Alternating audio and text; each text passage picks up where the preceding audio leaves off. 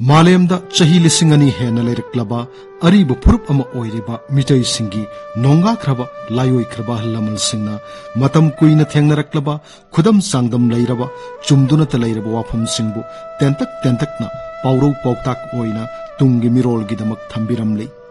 आकाशवाणी इम्फालगी पाउ कांगबुना लेप्तना संदोक्सरिबा थौरमगी ngasiगी tangkak asida puduna lakchari iramdamgi paurau pautak 10 suba tangkak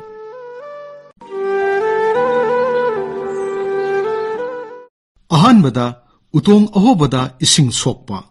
हाइरिबा पाउरौ पौताक असigi नुंगी ओइबा Samlap वारोलदी मनिंग ममांग होब उतोंग अमदा इसिंग pick थन्न सोकपा हाइबसी ओइथोक्लरोइदबो थवोंगनी मचिल्लोमदा इसिंग दु सोकलबसु मनिंगदा होत्रोंग होरबनिना ओरो ओरो चेंथकिबा ताबनी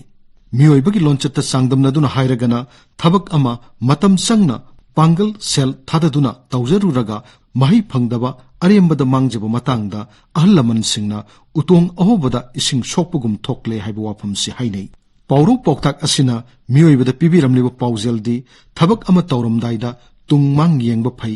पुंसी खोंगचत्ता यामना थाजना पांगथोक्लुबा थबकता माइ पाक्तदुना मांगजबसु थोकपु याउइ हाइबा फोंगदोक्ली मथंगदा अकनमना सुम सई पुकंगमना सानोइबा सई हाइरिबा पाउरौ पौताक असigi समलप नुंगी ओइबा वाफमदी मसा मऊ फबा अमगा असोनबा अमगा खना सैनबा थोकपदा मसा फबदुना असोनबदुदा फुबी येबीदुना अंगम सखी फना चुमजरबसु पांगन सोनबदुदी मकुट हनबा ngamjadabana मियामगी मित्यंगदा आरानबा ताखी अमरोमदा अमुक मसा उइ उइ लाउबा येंगबदा यांगंगबा मसा तासिनबा मियोइ अमगा मबुक थोनबा Pongal थोक्तबा अमगा सांगदमनबदा मित्यंगददी पुकनोइबा अदुना साफबा ओइना उबिरिबनी assume Aran येंगदबा वायाम ngangbana achumba sakpa matangda asigumba sibu munna khangjaba miyoina akanmana achumba sakpa pukangmana sanoiba sakpa haibaduni haiba wafamsi hainei paurau poktak asina miyoiba ikoida pibiramliba paujeldi miyoibagi mapanda uriba sakong aduna asum aran leppa yadi haiba phongdokli mathangda ayukta pan tharaga nungthilda pan tanba हाइरिबा पाउरौ पौताक असigi नुंगी ओइबा Samlap वाफमदी अयुक्त पान चारादु इंखोलदा कांखुल नाइना थारगा नुंथिलदा पान तालबदी पानाउ तारमबदी लाइरदना पान्योन folk चोंगलमलोय महौसागी ओइना पानदु हौबदगी पानाउ Tarak पाइबसी मतम खर संगफम थोकलिबनी ताइबंग लोंचत हाइरगना तौखिबा थबक अमगी माहिदु मतम साना फंगजगदबदु ngaingamdana porok porok tansinba thokpa matangda ayukta pan tharaga nungthilda pan tanba haibudu thokle haibu wafamsi hainei paurau pautak asina miyamda pibiramliba paujeldi masana matam sana phangjagadaba posakpu ngaingamdaba haibasi phatte haiba phongdokli mathangda ima gidi ningthaurel ningthogidi sajikloi hairiba paurau pautak asigi samlappa nungi oibu wafamdi mama mapa oibasingna masabu ningthogumna thamjai लैजब आउ अथुम्बु ओइरो फजब पोछकपु ओइरो निंगथौगुमना थमजरिबा मसादुगिता ओहेन्निंगी मसादुगी सिनफमना निंगथौगी सजिक फानबु ओइबनिना कोनुंग यौख्रबदी निंगथौगी मखादा सजिक फानबगी मथौदु तौजरिबनी युमकोक अमगी युम्बु रेंबु ओइजरबसु सिनफमगी मतंगददी मथक थोंगबसिंगी मनाई ओइबसु लैरिबनी थौंग असिबो अइखोगी खुनाइदा इमागिदी निंगथौरेल निंगथौगिदी सजिक लोय हाइना हाइनै पाउरौ पौताक असina अइखोइदा पिबिरमलिबा पाउजेलदी कनागुम्बा अमगी मफमदा करिसु लैतना खनबा Midu mama मपागी मफमददी निंगथौगुमना खनजै हाइबा फोंगदोक्ली मथंगदा काब मतोन लोमलगा कुम्बा नाइबने हाइरिबा पाउरौ पौताक असigi नुंगी ओइबा समलप वारोलदी उ अमगी अवांगबाबु ओइरो चिंजाउ अमगी अवांगबाबु ओइरो मखोक मतोल लोइना लैरिबनी मी अमना काब मतमदा मखोंगदगी कारगा मतोन यौरबदा हेनगतना काखतफम लैररोय खुनाइरोल दा हाइरगना अइना महेले अइना मकनले अइंगोंदगी हेनबा कना लैतरे हाइना नापल काजबा मीगिसु नोंमा नत्रगा नोंमा मतोन लोमनुरगा अदुमक सांग हंथरई अकनबगिसु मंगोंदगी हेना कनबा अदुमक थोरई इनाक खुलंबसु लाइररई असिगुम थौंग असि ताइबंग पालसिदा थोक्तुना अदुमक लैरिबनी अहलमन सिंगना काबा मतोन लोमलबदी कुम्बा नाइबनी हाइबा वाफमसी मसामसु ओइबसिंगदा नापल कादनबा तोइना हाइनबा वाफमनी पाउरौ पौताक असina मियोइबा अइखोइदा पिबिरमलिबा पाउजेलदी अइ मंगाइरे हाइना हाइना हुमना लैबा फट्टे मराइ चाइथरक्लबा मतमदा इसागी इकाइ खुमनबा फाउबा मांगलई हाइबा फोंगदोक्ली मथंगदा कै किदुना सेलगा सवम ओकनबा हाइरिबा पाउरौ पौताक असigi samlappa wafamdi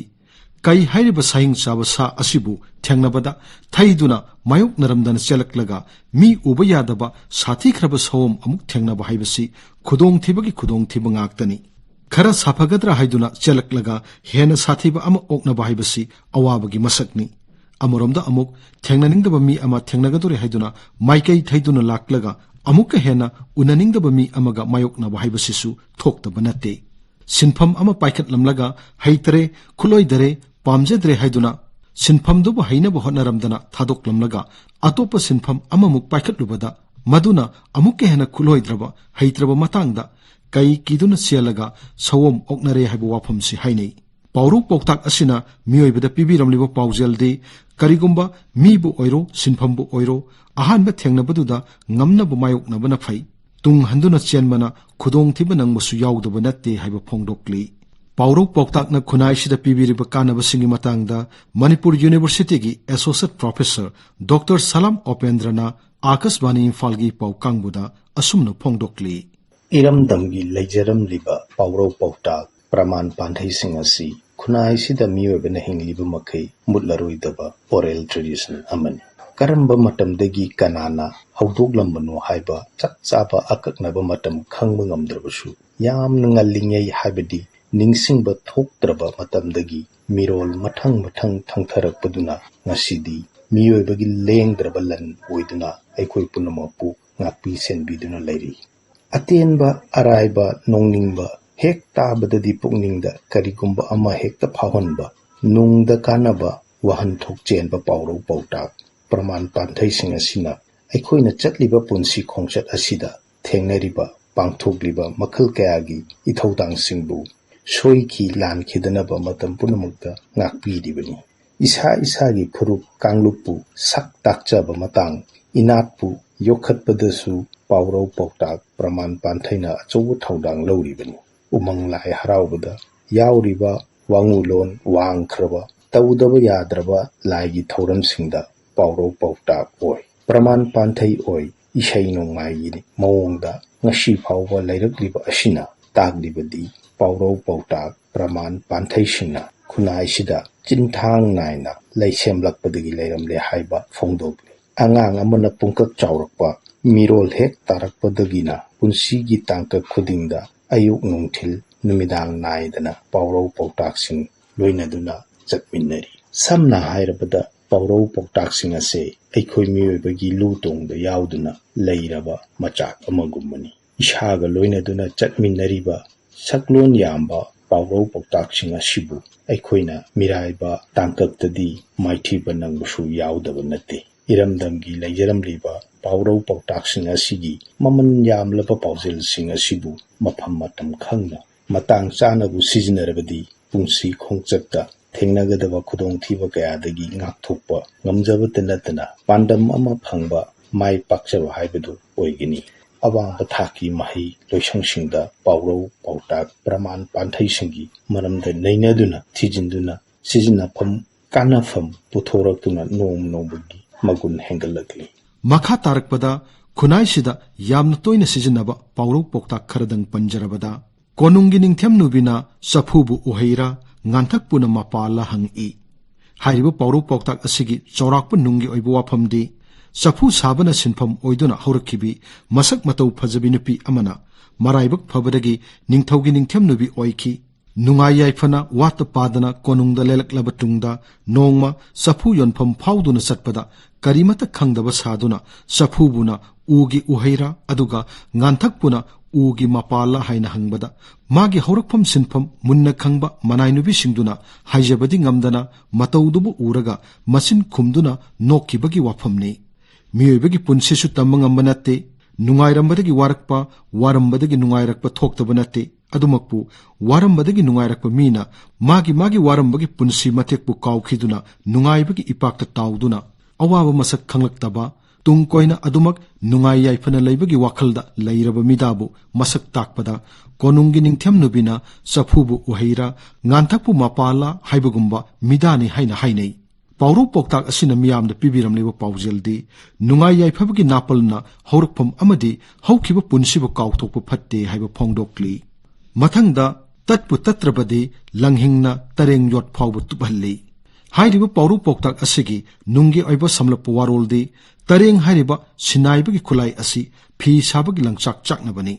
langchak sakpa matamda ningthina thangjing taraba langhingna tarengdugi mayot aduda kotlaga leptana unglaga langchakta langchaklibani pikraba langhi aduna kotliba tareng mayot aduda leptana takpagi mafam taribani mafamduda leptana langhina takpaduda tareng yottu phawba tuppa yauribani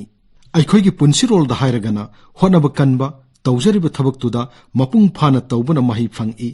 ꯑꯍꯜ ꯂꯃꯟꯁꯤꯡꯅ ꯑꯔꯨꯕ ꯊꯕꯛꯁꯤꯡꯕꯨ ꯄꯥꯡꯊꯣꯛꯄ ꯉꯝꯅꯕ ꯃꯆꯥ ꯃꯁꯨ ꯑꯣꯏꯕꯁꯤꯡꯕꯨ ꯄꯨꯛꯅꯤꯡ ꯊꯧꯒꯠꯄꯤꯕ ꯑꯣꯏꯅ ꯇꯠꯄꯨ ꯇꯠꯇ꯭ꯔꯕꯗꯤ ꯄꯤꯛꯈ꯭ꯔꯕ ꯂꯪꯍꯤꯅ ꯇꯔꯦꯡ ꯃꯌꯣꯠ ꯐꯥꯎꯕ ꯇꯨꯞꯍꯟꯕ ꯉꯝꯂꯤꯕꯅꯤ ꯍꯥꯏꯅ ꯇꯣꯏꯅ ꯍꯥꯏꯅꯕ ꯋꯥꯐꯝꯅꯤ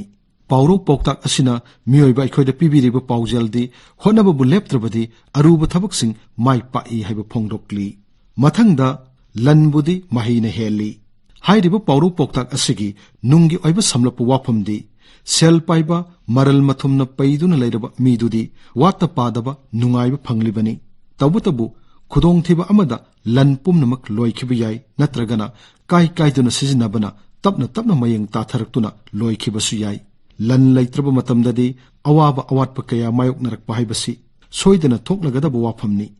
ꯑꯃꯔꯣꯝꯗ ꯃꯍꯩ ꯃꯁꯤꯡ ꯅꯤꯡꯊꯤꯅ ꯍꯩꯔꯕ ꯃꯤꯑꯣꯏ ꯑꯣꯏꯔꯕꯗꯤ ꯍꯦꯟꯗꯣꯛ ꯊꯣꯏꯗꯣꯛꯅ ꯂꯟ ꯂꯩꯇ꯭ꯔꯕꯁꯨ ꯃꯍꯩꯒꯤ ꯃꯄꯥꯜꯅ ꯋꯥꯠꯇ ꯄꯥꯗꯅ ꯍꯤꯡꯕ ꯉꯝꯃꯤ ꯑꯗꯨꯒ ꯃꯉꯣꯟꯗꯗꯤ ꯃꯍꯩꯁꯤꯡ ꯑꯗꯨ ꯂꯧꯊꯣꯛꯂꯤꯕ ꯃꯈꯩꯁꯨ ꯃꯌꯦꯡ ꯇꯥꯔꯣꯏ ꯃꯤꯗꯨꯅ ꯍꯤꯡꯂꯤꯕ ꯃꯈꯩꯗꯤ ꯃꯍꯩ ꯃꯁꯤꯟꯗꯨꯅ ꯃꯥꯒꯤ ꯂꯦꯡꯗ꯭ꯔꯕ ꯂꯟꯁꯨ ꯑꯣꯏꯔꯤꯕꯅꯤ ꯑꯍꯜ ꯂꯃꯟ ꯏꯊꯛ ꯊꯣꯡꯕꯁꯤꯡꯅ ꯃꯆꯥ ꯃꯁꯨꯁꯤꯡꯕꯨ ꯑꯐꯕ ꯑꯆꯨꯝꯕ ꯂꯝꯕꯤꯗ ꯃꯥꯏꯌꯣꯟ ꯆꯨꯝꯅꯕ ꯍꯣꯠꯅꯕꯗ ꯂꯟꯕꯨꯗꯤ ꯃꯍꯩꯅ ꯍꯦꯟꯕꯅꯤ ꯃꯍꯩꯒꯤ ꯃꯄꯥꯜꯅ ꯄꯨꯝꯅꯃꯛ ꯁꯦꯝꯒꯠ ꯁꯥꯒꯠꯄ ꯌꯥꯏ ꯍꯥꯏꯕ ꯋꯥꯐꯝꯁꯤ ꯇꯣꯏꯅ ꯁꯤꯖꯤꯟꯅꯩ ꯄꯥꯎꯔꯧ ꯄꯥꯎꯇꯥꯛ ꯑꯁꯤꯅ ꯈꯨꯟꯅꯥꯏ ꯑꯁꯤꯗ ꯄꯤꯕꯤꯔꯝꯂꯤꯕ ꯀꯥꯟꯅꯔꯕ ꯄꯥꯎꯖꯦꯜꯗꯤ ꯃꯍꯩ ꯍꯩꯕꯅ ꯑꯊꯣꯏꯕ ꯂꯦꯡꯗ꯭ꯔꯕ ꯂꯟꯅꯤ ꯍꯥꯏꯕ ꯐꯣꯡꯗꯣꯛꯂꯤ ꯃꯊꯪꯗ ꯊꯤꯡꯉꯦꯜꯗ ꯇꯥꯏꯅꯕ ꯉꯝꯗ꯭ꯔꯒ ꯅꯥꯁꯤꯈꯣꯡꯗ ꯇꯥꯏꯅꯩ ꯍꯥꯏꯔꯤꯕ ꯄꯥꯎꯔꯧ ꯄꯥꯎꯇꯥꯛ ꯑꯁꯤꯒꯤ ꯅꯨꯡꯗ ꯌꯥꯎꯔꯤꯕ ꯋꯥꯍꯟꯊꯣꯛꯇꯤ ꯇꯨꯔꯦꯜꯒꯤ ꯑꯆꯧꯕ ꯄꯜꯕꯨ ꯊꯤꯡꯉꯦꯜ ꯍꯥꯏꯅ ꯀꯧꯅꯩ ꯊꯤꯡꯉꯦꯜ ꯑꯗꯨꯕꯨ ꯁꯦꯝꯕꯗ ꯑꯄꯤꯛ ꯑꯄꯤꯛꯄ ꯎ ꯋꯥ ꯀꯌꯥ ꯅꯥꯁꯤꯈꯣꯡ ꯑꯣꯏꯗꯨꯅ ꯄꯜ ꯁꯦꯝꯅꯔꯤꯕꯅꯤ ꯏꯆꯦꯜ ꯀꯟꯅ ꯆꯦꯟꯊꯔꯛꯄ ꯇꯨꯔꯦꯜꯒꯤ ꯏꯆꯦꯜꯅ ꯊꯤꯡꯗꯨꯅ ꯂꯩꯔꯤꯕ ꯊꯤꯡꯉꯦꯜ ꯑꯗꯨꯕꯨ ꯅꯝꯊꯦꯛꯇꯨꯅ ꯊꯨꯒꯥꯏꯕ ꯉꯝꯗ꯭ꯔꯕꯗ ꯅꯥꯛ ꯌꯦꯠꯇ ꯂꯩꯔꯤꯕ ꯑꯄꯤꯛ ꯑꯄꯤꯛꯄ ꯅꯥꯁꯤꯈꯣꯡꯁꯤꯡꯗ ꯏꯆꯦꯜꯗꯨꯅ ꯌꯩꯁꯤꯟꯗꯨꯅ ꯊꯤꯡꯉꯦꯜ ꯑꯗꯨꯕꯨ ꯊꯨꯒꯥꯏꯅꯕ ꯍꯣꯠꯅꯩ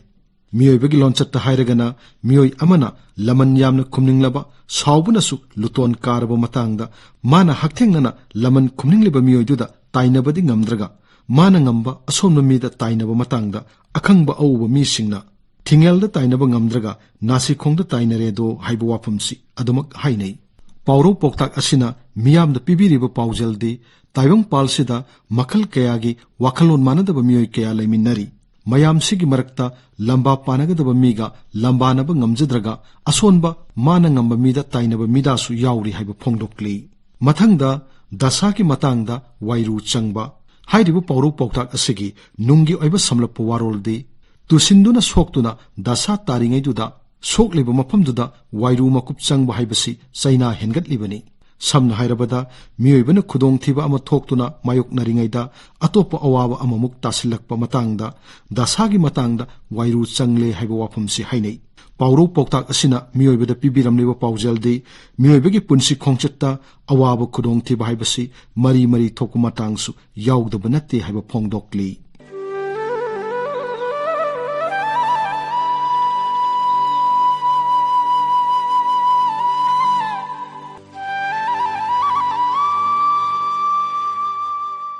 ꯑꯩꯈꯣꯏꯒꯤ ꯏꯄꯥ ꯏꯄꯨꯁꯤꯡꯅ ꯊꯝꯕꯤꯔꯝꯂꯤꯕ ꯐꯖꯈ꯭ꯔꯕ ꯄꯥꯎꯔꯧ ꯄꯥꯎꯇꯥꯛꯁꯤꯡꯒꯤ ꯅꯨꯡꯒꯤ ꯑꯣꯏꯕ ꯋꯥꯍꯟꯊꯣꯛꯁꯤꯡ ꯅꯤꯡꯊꯤꯅ ꯈꯪꯅꯕ ꯍꯣꯠꯅꯔꯕ ꯑꯃꯗꯤ ꯃꯗꯨꯕꯨ ꯏꯟꯗꯨꯅ ꯉꯥꯛꯅ ꯆꯠꯄ ꯉꯝꯂꯕꯗꯤ ꯃꯤꯃꯥꯟꯅꯕ ꯃꯤꯀꯣꯛ ꯊꯣꯡꯕ ꯃꯤꯑꯣꯏ ꯑꯃꯃꯝ ꯑꯣꯏꯕꯗ ꯆꯥꯎꯅ ꯃꯇꯦꯡ ꯑꯣꯏꯒꯅꯤ ꯃꯇꯥꯡ ꯑꯁꯤꯗ ꯑꯥꯀꯥꯁꯕꯥꯅꯤ ꯏꯝꯐꯥꯜꯒꯤ ꯏ ꯄꯥꯎ ꯀꯥꯡꯕꯨꯅ ꯄꯨꯊꯣꯛꯆꯕ ꯊꯧꯔꯝ ꯏꯔꯝꯗꯝꯒꯤ ꯄꯥꯎꯔꯧ ꯄꯥꯎꯇꯥꯛ 10 ꯁꯨꯕ ꯇꯥꯡꯀꯛ ꯂꯣꯏꯖꯔꯦ ꯊꯧꯔꯝ ꯑꯁꯤꯒꯤ ꯑꯏꯕ ꯑꯃꯁꯨꯡ ꯄꯨꯊꯣꯛꯄ ꯊꯣꯛꯆꯣꯝ ꯖꯣꯒꯦꯟꯗ꯭ꯔꯖꯤꯠ ꯅ꯭ꯌꯨꯁ ꯑꯦꯗꯤꯇꯔ ꯂꯥꯟꯊꯣꯛꯆꯈꯤꯕ ꯉꯥꯡꯉꯣꯝ ꯀꯤꯔꯟ